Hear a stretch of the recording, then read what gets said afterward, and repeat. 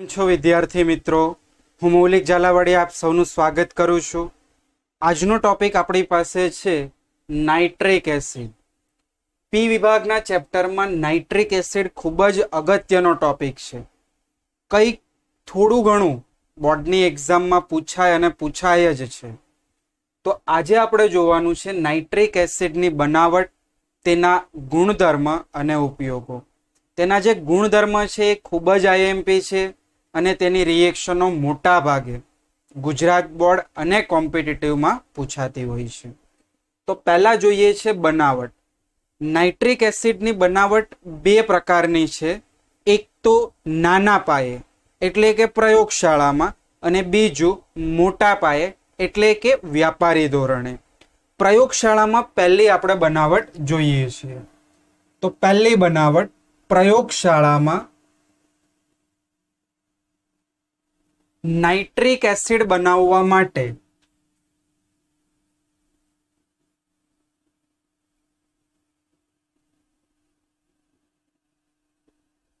તમારે nitrate ion ધરાવતા બે સંયોજનોમાંથી કોઈ પણ સંયોજન લઈ શકાય.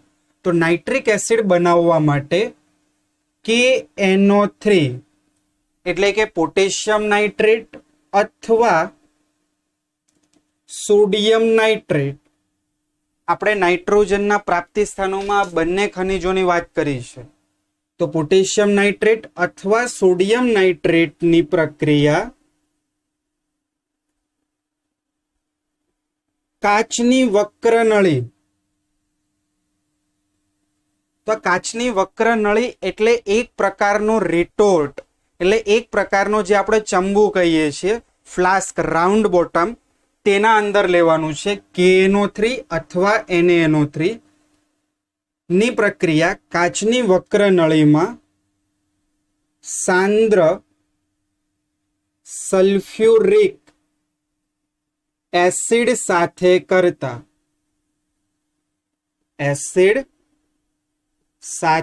કરતા શું બને છે? HNO3 મળે છે. ખૂબ જ સરળ રિએક્શનો છે. જો આપણે શું લેવાનું છે KNO3 અને NaNO3. તો હું તમને બંને રિએક્શનો આપું છું. ચોપડીમાં એક જ રિએક્શન છે KNO3 અને બીજું લીધું આપણે NaNO3 પ્લસ રિએક્શન કરવાની છે સલ્ફ્યુરિક એસિડ સાથે. બંનેમાં રિએક્શન સેમ મેથડે થશે. જો આના આયનીકરણ કરો તો K પ્લસ અને NO3 minus, Na plus NO3 minus.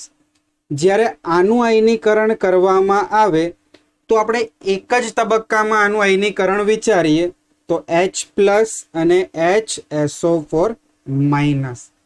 કારણ કે આપણે જે એસિડ બનાવવાનો છે એ મોનોબેઝિક બનાવવાનો છે. આપણે એક જ H પ્લસની રિક્વાયરમેન્ટ છે. તો અહીંયા એક જ વખત આનું આયનીકરણ કર્યું, H પ્લસ મળે છે. હવે આ H પ્લસ અને આ નાઇટ્રેટ આયન પ્રક્રિયા કરી શું બનાવે છે? HNO3 પ્લસ બાય પ્રોડક્ટમાં બાકી શું વધશે? તો K પ્લસ અને HSO4 માઇનસ, એટલે કે KHSO4 પોટેશિયમ હાઇડ્રોજન સલ્ફેટ. આને કહીએ છીએ નાઇટ્રિક એસિડ. સેમ રિએક્શન અહીંયા બનાવી શકાય. H પ્લસ આમાંથી આવશે અને આમાંથી નાઇટ્રેટ આયન એટલે કે HNO3 પ્લસ આમાં આવશે Na પ્લસ અને આમાં વધ્યો HSO4 માઇનસ એટલે કે સોડિયમ હાઇડ્રોજન સલ્ફેટ. તો આ હતી પહેલી બનાવટ. પ્રયોગશાળામાં તમારે સ્મોલ સ્કેલ ઉપર આવી રીતે નાઇટ્રિક એસિડ બનાવી શકાય છે. બનાવટ નંબર 2 બોર્ડની એક્ઝામ માટે ખૂબ જ ઇમ્પોર્ટન્ટ ક્વેશ્ચન, 2 માર્ક્સનો અહીંયાથી પૂછાતો હોય છે. 2 માર્ક્સનો ક્વેશ્ચન. નાઇટ્રિક એસિડની બનાવટ ઓસ્વાલ્ડ પદ્ધતિ વડે સમજાવો. ક્વેશ્ચન અહીંયા લખી નાખજો. નાઇટ્રિક એસિડની બનાવટ કઈ પદ્ધતિ કીધું? ઓસ્વાલ્ડ પદ્ધતિ. તો ઓસ્વાલ્ડ પદ્ધતિ વડે નાઇટ્રિક એસિડ કઈ રીતે બનાવી શકાય? તો 3 સ્ટેપ છે એના, ખૂબ જ સરળ છે. જો પહેલા હું શોર્ટમાં અહીંયા 3 સ્ટેપ તમને આપું છું. પહેલા સ્ટેપમાં તમારે શું લેવાનું છે? એમોનિયા. એમોનિયામાંથી બનાવવાનું છે નો.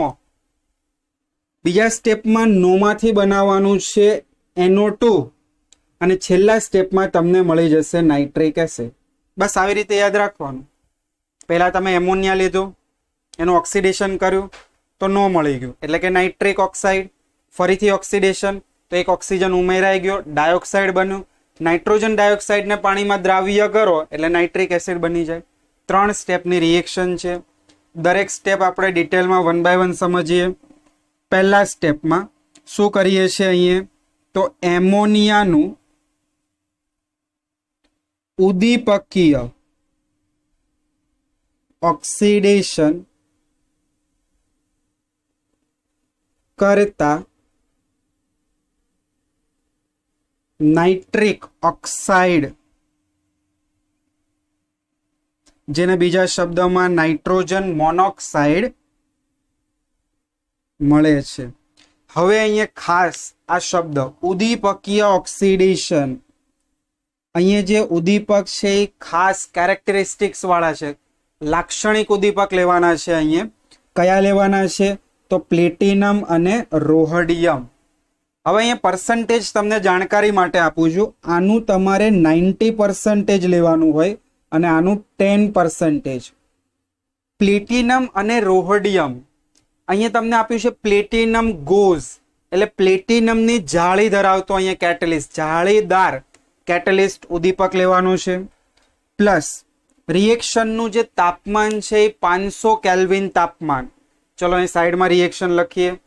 એમોનિયા આવશે NH3 ગેસ, ઓક્સિડેશન કરવાનું ઓક્સિજનની હાજરીમાં.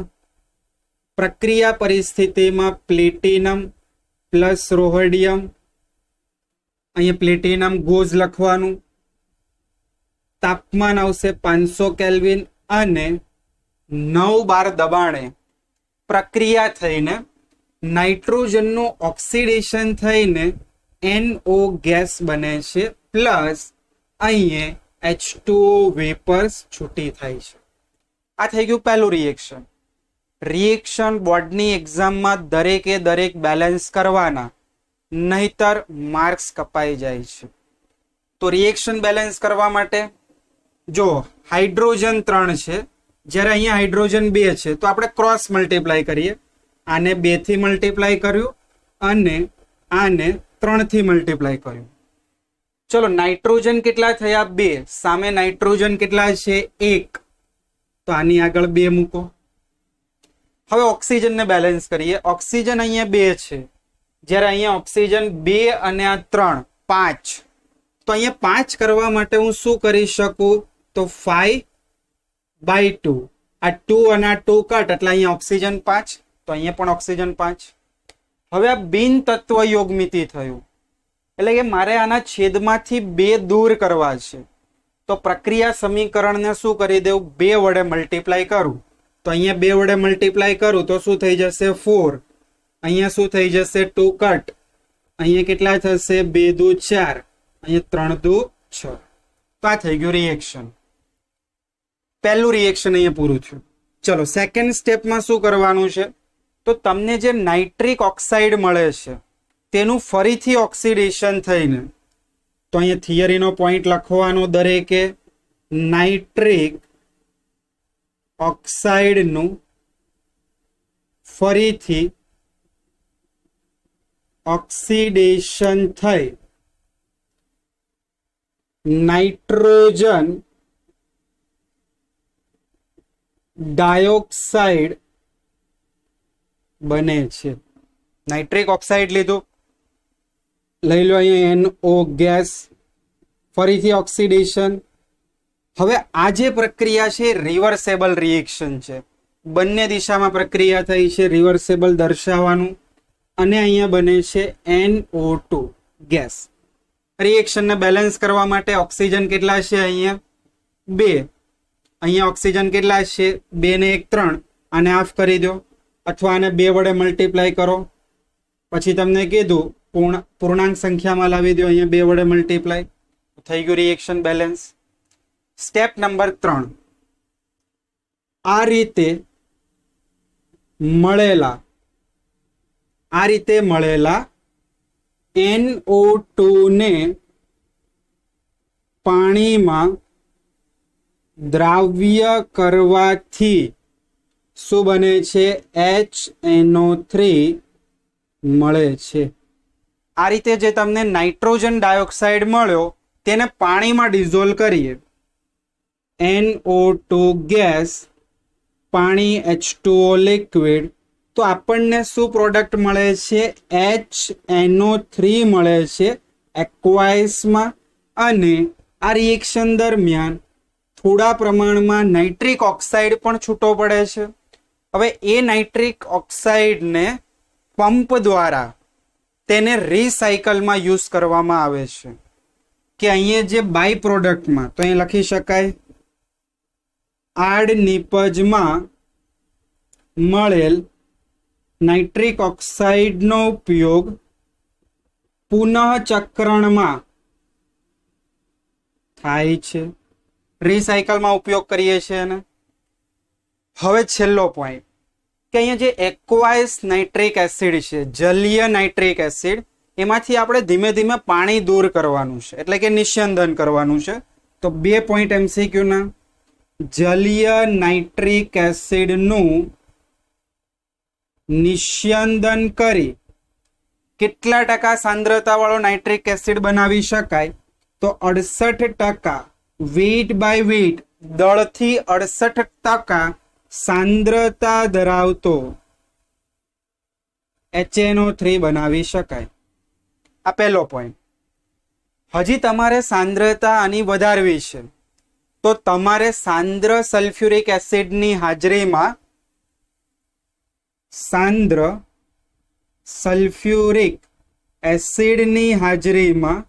નિર્જળીકરણ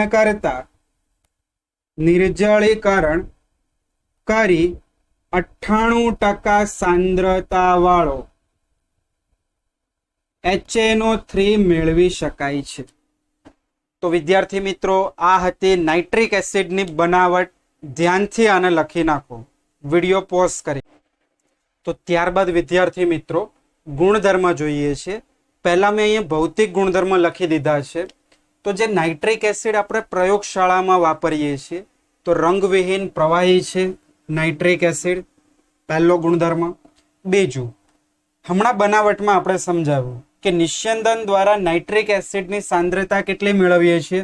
68%. તો જે આપણે પ્રયોગશાળામાં વાપરીએ છીએ તે નાઇટ્રિક એસિડની સાંદ્રતા પણ કેટલી હોય છે? 68% દળથી ધરાવે છે.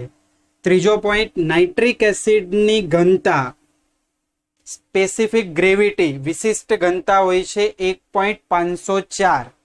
અને છેલ્લો પોઈન્ટ, નાઇટ્રિક એસિડ વાયુમય અવસ્થામાં કયો આકાર ધરાવે છે? તો સમતલીય આકાર ધરાવે છે. આ રીતનો એનો આકાર હોય છે. બંધ કોણ અને બંધ એંગલ, જે બોન્ડ એંગલ છે, ને યાદ રાખવાની કોઈ જરૂર નથી. હવે આપણે જોવાના છે રાસાયણિક ગુણધર્મ. આ રાસાયણિક ગુણધર્મ ખૂબ જ ઇમ્પોર્ટન્ટ છે. દરેકને કઈ રીતે યાદ કરવા એની શોર્ટકટ પણ હું વચમાં કહેતો જઈશ. પહેલો રાસાયણિક ગુણધર્મ કે જલીય નાઇટ્રિક એસિડ, જલીય નાઇટ્રિક એસિડનું દ્રાવણ 2 આયનો ધરાવે છે. પહેલો એક આયન હાઇડ્રોનિયમ આયન અને નાઇટ્રેટ આયન ધરાવે છે.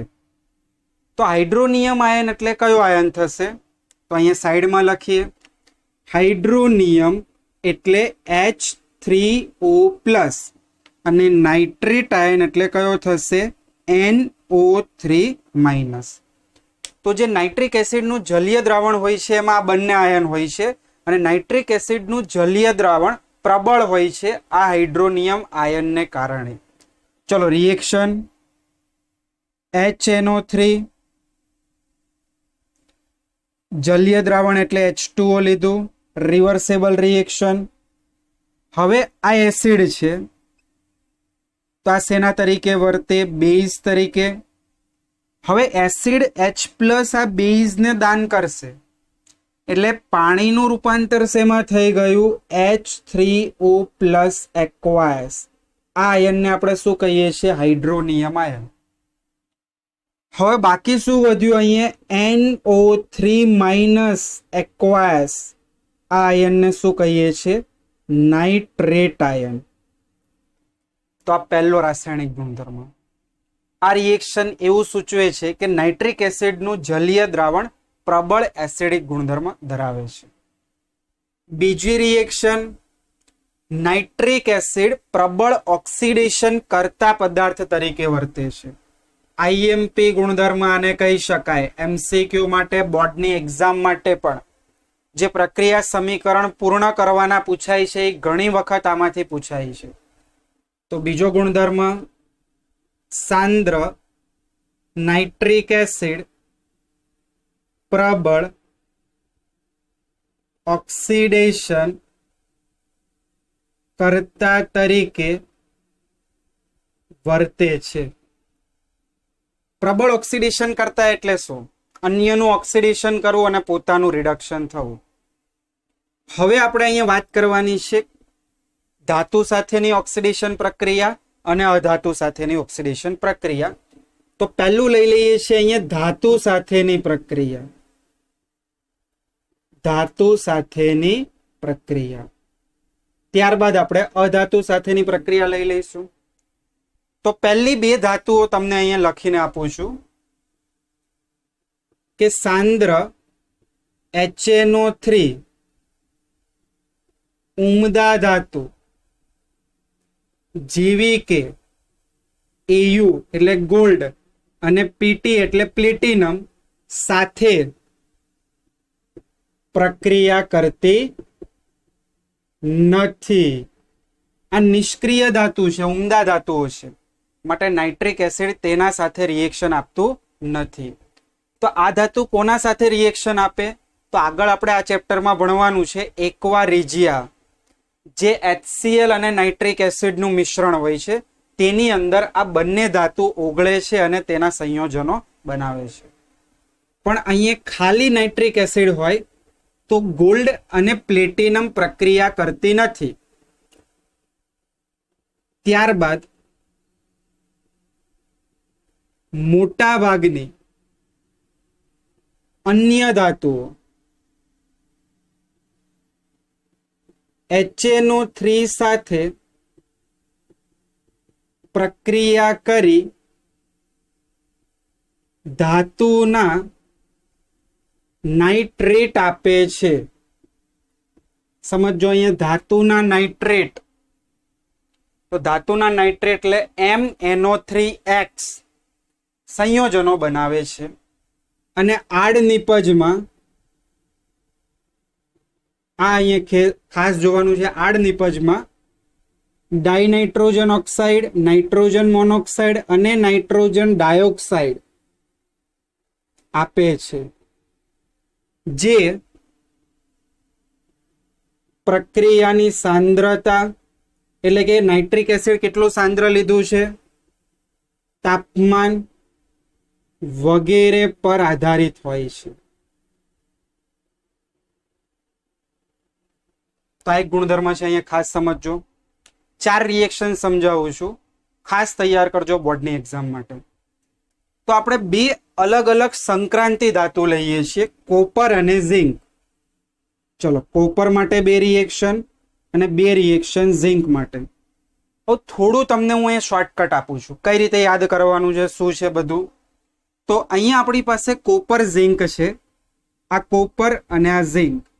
ચલો, કોપરનો પરમાણુ ક્રમાંક 29 અને ઝિંકનો કેટલો આવે? 30. એક વખત તમારે HNO3 મંદ વાપરવાનું છે અને એક વખત HNO3 સાંદ્ર વાપરવાનું છે. સેમ વસ્તુ અહીંયા રિપીટ કરો, HNO3 મંદ અને HNO3 સાંદ્ર. રિએક્શન.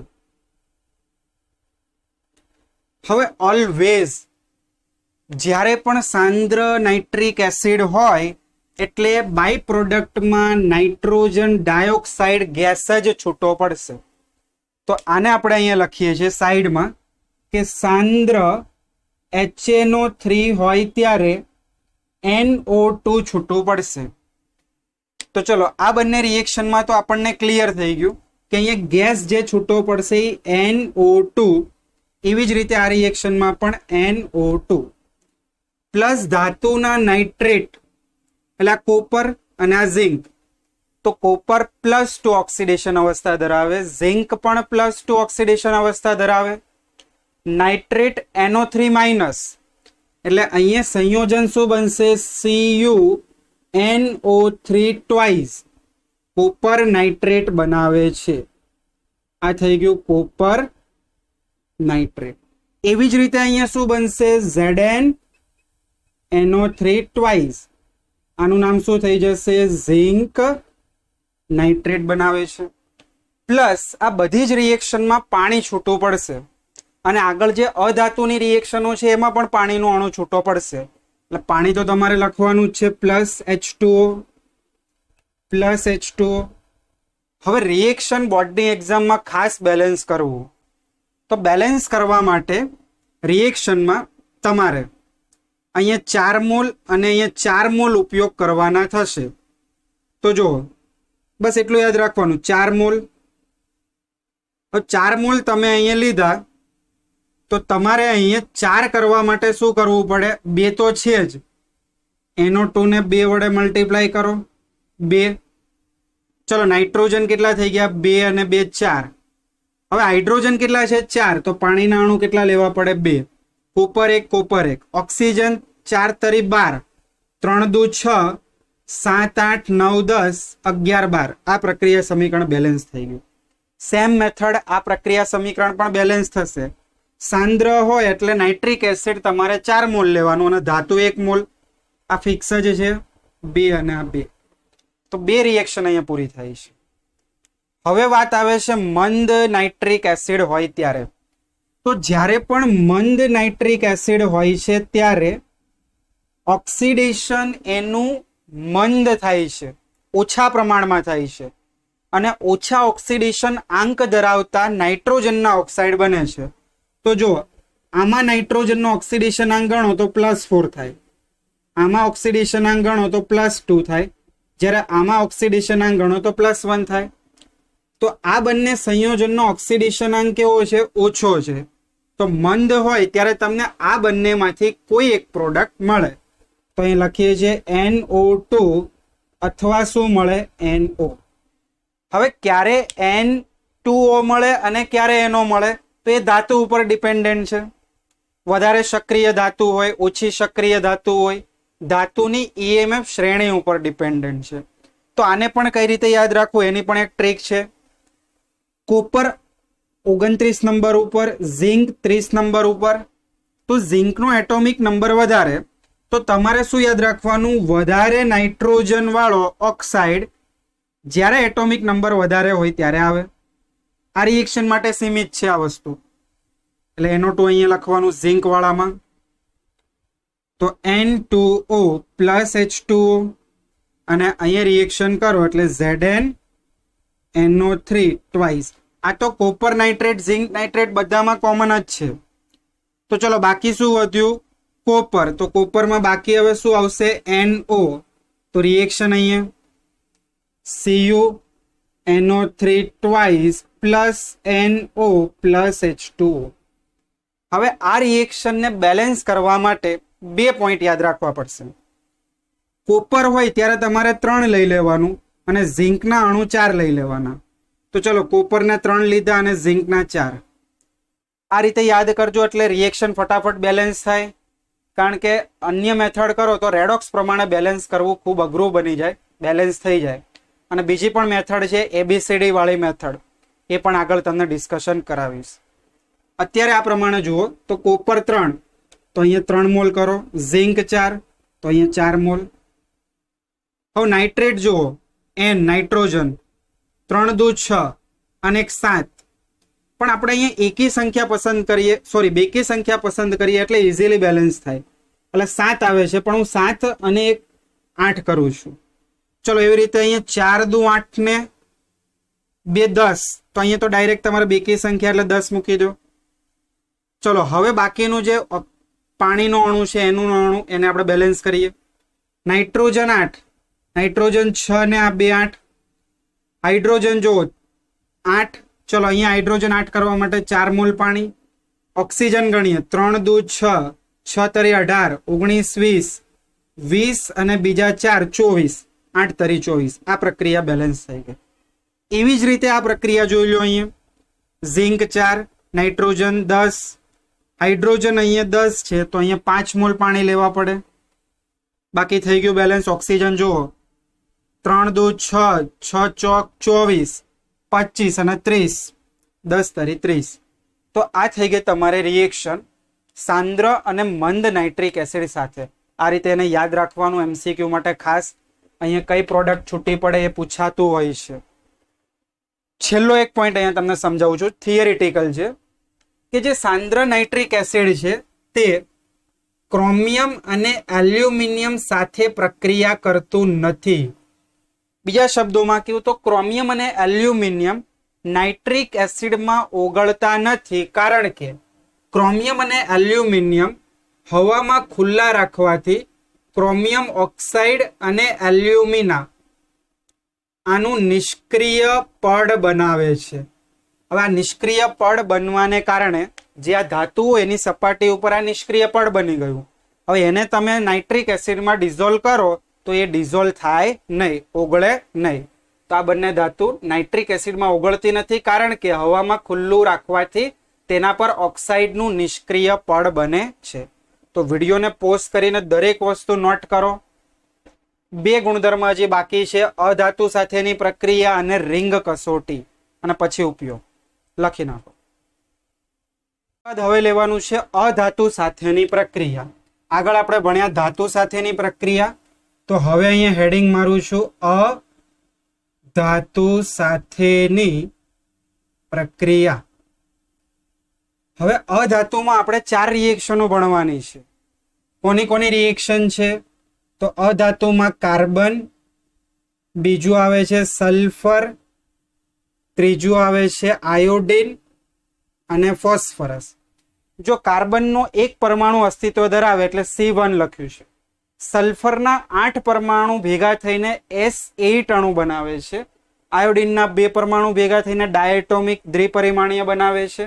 અને ફોસ્ફરસ M4 તરીકે અસ્તિત્વ ધરાવે છે. હવે દરેકનું ઓક્સિડેશન શેમાં થશે? તો કાર્બનનું ઓક્સિડેશન થશે કાર્બન ડાયોક્સાઇડમાં, સલ્ફરનું ઓક્સિડેશન થશે સલ્ફ્યુરિક એસિડમાં, આયોડિનનું ઓક્સિડેશન થશે આયોડિક એસિડમાં, અને ફોસ્ફરસનું ઓક્સિડેશન થશે ફોસ્ફરિક એસિડમાં. Clear? Carbon dioxide, sulphuric, iodic અને ફોસ્ફરિક એસિડમાં ઓક્સિડેશન થાય છે.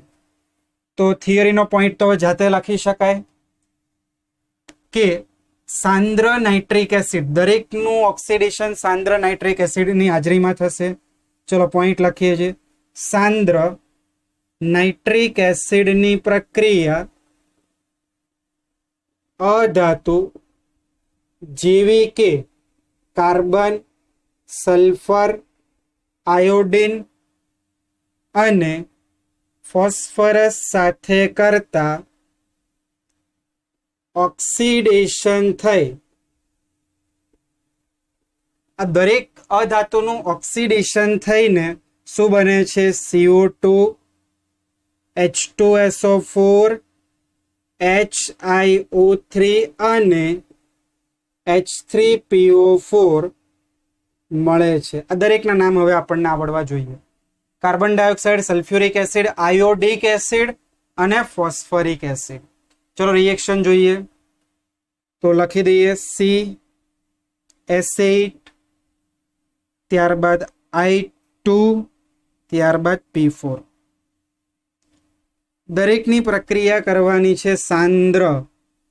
એકમાં હું નીચે લખું છું, દરેકમાં આવશે સાંદ્ર.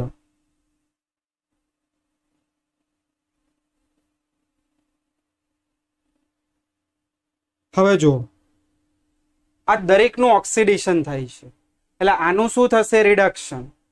આનું રિડક્શન થઈને શું મળે તો નાઇટ્રોજનનો ઓક્સાઇડ બનશે અને જ્યારે સાંદ્ર નાઇટ્રિક એસિડ હોય હમણાં આગળ લખાવ્યું સાંદ્ર નાઇટ્રિક એસિડ હોય તો આનું રિડક્શન થઈને શું બને છે નાઇટ્રોજન ડાયોક્સાઇડ જો તમે જોઈ શકો છો ઓક્સિડેશન આંક આમાં કેટલો થશે ગણજો તો -6 +1 -5 સામે જશે એટલે +5 આમાં ઓક્સિડેશન આંક જોઈ લો +4 તો રિડક્શન થઈ ગયું તો દરેકની અંદર NO2 ગેસ છૂટો પડશે દરેકે દરેક રિએક્શનમાં અને દરેકે દરેક રિએક્શનમાં H2O પણ મુક્ત થશે એટલે +H2O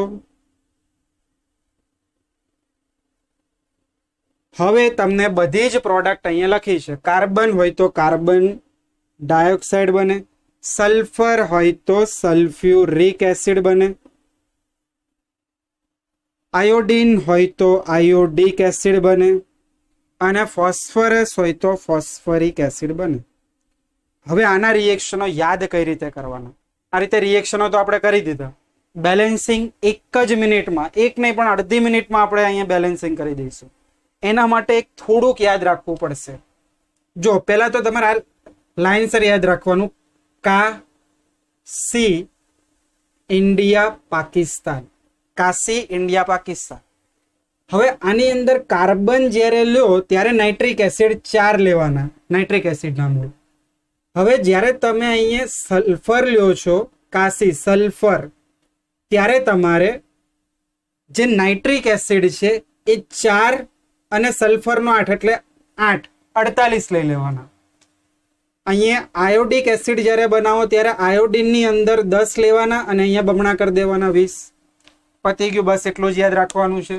તો ચલો કોપી કરો આને 4 48 10 અને 20 હવે જુઓ કાર્બન 1 હાઇડ્રોજન કેટલા છે 4 હાઇડ્રોજન 2 છે નાઇટ્રોજન 4 નાઇટ્રોજન 1 છે તો આપણે શું કરીએ અહીંયા કરીએ 4 ચલો નાઇટ્રોજન બેલેન્સ થઈ ગયા હાઇડ્રોજન માટે અહીંયા કરીએ 2 ચલો થઈ ગયા હવે ઓક્સિજન ગણીએ 4 તરી 12 4 દુ 8 9 10 11 12 પહેલું સમીકરણ બેલેન્સ થઈ ગયું ગણી લો ચલો બીજી રિએક્શનમાં જોઈએ સલ્ફર 8 તો સલ્ફર આ એક જ સંયોજનમાં છે તો 8 કરો અહીંયા ચલો નાઇટ્રોજન 48 નાઇટ્રોજનનું એક જ સંયોજન છે તો અહીંયા આગળ 48 કરવા જ પડશે આપણે ફરજિયાત હાઇડ્રોજન અહીંયા 48 છે તો હવે હાઇડ્રોજન તમારે અહીંયા કેટલા થયા 8 દુ 16 એટલે શું કરવું પડે 48 માંથી 16 બાદ કરો એટલે બાકી કેટલા વધ્યા 2 અને અહીંયા 3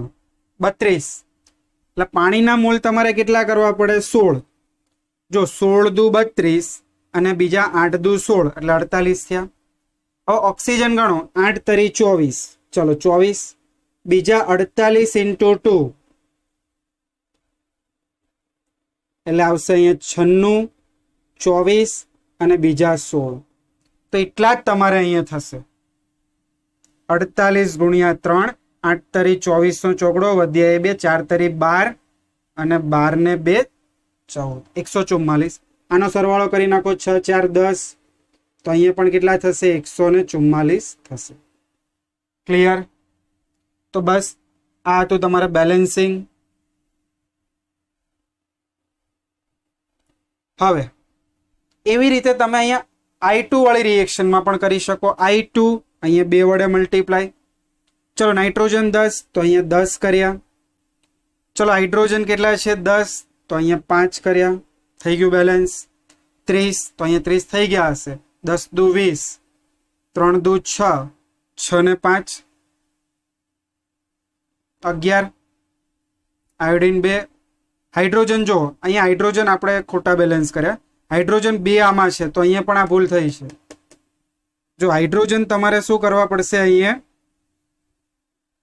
આ 4 4 દુ 8 ને 2 10 તેવી રીતે જો અહીંયા તમારે હાઇડ્રોજન ઓછા કર્યા પછી આ ઓક્સિજન અહીંયા ગણી લીધા ઓકે છે ચલો એવી રીતે છેલ્લું રિએક્શન બેલેન્સ કરીએ P4 તો ફોસ્ફરસ 4 નાઇટ્રોજન 20 તો નાઇટ્રોજન 20 હાઇડ્રોજન બેલેન્સ કરવાના 4 તરી 12 12 અહીંયા બાદ કરો એટલે બાકી 8 વધ્યા એટલે 4 દુ 8 તો આ થઈ ગઈ તમારે અધાતુ સાથેની પ્રક્રિયા પ્રેક્ટિસ કરવી પડશે બેલેન્સિંગની એની છેલ્લી રિએક્શન આવે છે વીટી કસોટી, છેલ્લી રાસાયણિક પ્રક્રિયા વીટી કસોટી. તો પહેલી જ વસ્તુ, પ્રયોગશાળામાં નાઇટ્રેટ આયનની પરખ કસોટી છે. કે વીટી કસોટી શું છે? તો પ્રયોગશાળામાં નાઇટ્રેટ આયનની પરખ કસોટી છે. વીટી કસોટી કઈ રીતે કરવામાં આવે છે? તો પ્રોસેસ જોઈ લો. એક ટેસ્ટ ટ્યુબમાં તમારે નાઇટ્રેટ આયન ધરાવતું દ્રાવણ લેવાનું, NO3 નું જલીય દ્રાવણ. ચલો આપણે રિએક્શન પણ જોડે અહીંયા કમ્પ્લીટ કરતા જઈએ. NO3- નાઇટ્રેટ આયન, એમાં તમારે એડ કરવાનું છે તાજું બનાવેલું ફેરસ સલ્ફેટ. તાજું બનાવેલું ફેરસ સલ્ફેટ નાખવાનું. ચલો ફેરસ સલ્ફેટમાંથી કયો આયન આવશે? Fe+2. તો અહીંયા ઉમેર્યો મેં Fe+2. બીજું તમારે શું કરવાનું? આ જે ટેસ્ટ ટ્યુબ છે એમાં બંને દ્રાવણ ભેગા કર્યા બાદ ટેસ્ટ ટ્યુબને ત્રાંસી રાખવાની છે અને પછી અંદરની દિવાલમાંથી ધીમે ધીમે H2SO4 સાંદ્ર H2SO4 ઉમેરવાનું. હવે સીધી કેમ નથી રાખવામાં આવતી એનું કારણ, જો સીધી રાખશો તો જેવું H2SO4 તમે ઉમેરશો તો બંને દ્રાવણો તરત જ આમ ભેગા થઈને જે રિંગ તમને જોવા મળવી જોઈએ એ નહીં જોવા મળે. રિંગ જોવા માટે તમારે H2SO4 નીચે જશે, પછી વચ્ચે તમારે બે લેયર સેપરેટ કરશે અને ત્યાં નાઇટ્રોસો કમ્પાઉન્ડ, નાઇટ્રોસો સંયોજનની રિંગ જોવા મળશે. પ્રયોગશાળામાં આ કસોટી કરવાની થશે આપણે. નાઇટ્રેટ, આમાંથી Fe+2, ત્યારબાદ આમાં સલ્ફ્યુરિક એસિડ. ચલો સલ્ફ્યુરિક એસિડ એટલે શું થશે? અને થોડું આ બાજુ લખીએ, NO3- Fe+2, સલ્ફ્યુરિક એસિડ એટલે H+. રિએક્શન થઈ, નાઇટ્રેટ આયનનું રિડક્શન થશે NO માં અને આ Fe+2 નું ઓક્સિડેશન થશે Fe+3 માં. ફેરસનું બની ગયું અહીંયા ફેરિક અને પ્લસ H2O. હવે જો રિએક્શન બેલેન્સ કરો. ઓક્સિજન કેટલા છે? 3. ઓક્સિજન અહીંયા કેટલા છે તમારી પાસે? તો 1 અને 1. તો અહીંયા આપણે 2 મૂકીએ, 3 થઈ ગયા. હવે જુઓ હાઇડ્રોજન કેટલા થયા? 4. તો અહીંયા 4 મૂક્યા. વીજભાર ગણી લો, 4 ને 2 6 -5.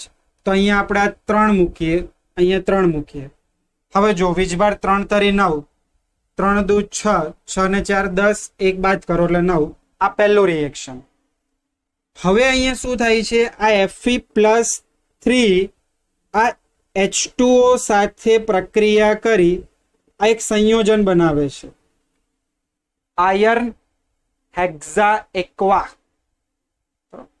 હેક્ઝાએક્વા આયર્ન નામનું એક સંયોજન બનાવે, જેની પ્રક્રિયા નાઇટ્રિક ઓક્સાઇડ સાથે થઈ. એક નાઇટ્રિક ઓક્સાઇડ અંદર ઉમેરો તો એક પાણીનો અણુ બહાર દૂર થાય. લિગેન્ડ તરીકેનું કામ કરે છે બંને. એટલે FeH2O અહીંયા કેટલા વધ્યા? 5. એક NO ઉમેર્યો, અહીંયા +2 અને પાણીનો અણુ બહાર કાઢ્યો. આ જે રંગ બને છે કથ્થાઈ રંગનો બને છે. જે પણ અહીંયા તમને એક વીટી જોવા મળશે, વીટી એટલે એક વલય જોવા મળે છે અને આ વલયનો રંગ કેવો હોય છે? કથ્થાઈ રંગ. માટે આને કહીએ છીએ કથ્થાઈ વીટી કસોટી અથવા વલય કસોટી. તો બંને રિએક્શનો પણ ખાસ તૈયાર કરવી. આ એની પ્રોસેસ આખી છે. ફરીથી એક વખત ટેસ્ટ ટ્યુબમાં તમારે નાઇટ્રેટનું જલીય દ્રાવણ લેવાનું, તાજું બનાવેલું FeSO4 ઉમેરો, સલ્ફ્યુરિક એસિડ કઈ રીતે ઉમેરવાનું? ટેસ્ટ ટ્યુબ કસનળીને ત્રાંસી રાખીને ડ્રોપ વાઇઝ ઉમેરવાનું છે. એટલે બંને લેયરો વચ્ચે એક કથ્થાઈ રંગની રિંગ જોવા મળશે, જે આ કમ્પાઉન્ડ છે, નાઇટ્રોસો કમ્પાઉન્ડ જેને કહીએ. ત્યારબાદ ઉપયોગો છે. તો નાઇટ્રિક એસિડનો મુખ્યત્વે ઉપયોગ ખાતરોની બનાવટમાં, એમોનિયમ નાઇટ્રેટ સંયોજનોની બનાવટમાં. વિસ્ફોટક સંયોજનો 2 છે, નાઇટ્રોગ્લિસરીન અને TNT. TNT એટલે શું થશે? ટ્રાય નાઇટ્રોટોલ્યુઇન. જે વિસ્ફોટક પદાર્થો છે તેની બનાવટમાં થાય છે. પાયરોટેક્નિક્સમાં પણ ઉપયોગી છે. પાયરોટેક્નિક્સ એટલે શું?